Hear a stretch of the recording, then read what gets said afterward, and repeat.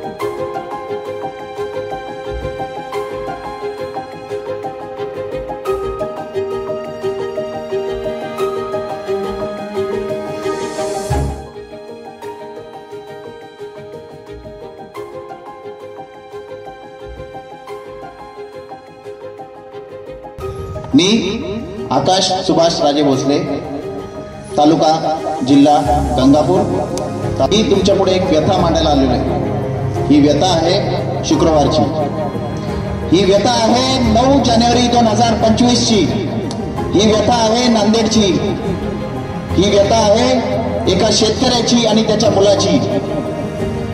9 जानेवारी 2025 ला नांदेडमध्ये एका 10वीच्या विद्यार्थ्यांनी आत्महत्या केली। आत्महत्या करायचं कारण त्याच्या वडिलांना त्याला एक स्मार्टफोन देता आला नाही। त्याचे वडील हे शेती करत होते, आधीच कर्जबाजारी झालेले होते। त्या मुलाने आत्महत्या केली, बालिश बुद्धी असेल करायची त्याची, त्याने आत्महत्या केली। पण त्याने आत्महत्या ज्या झाडाला केली, संध्याकाळी त्याच्या वडिलांनी त्याच झाडाला जाऊन परत फाशी घेतली। अरे लाजा वाटू दे, आता कोणते दिवस बघायचे राहिले?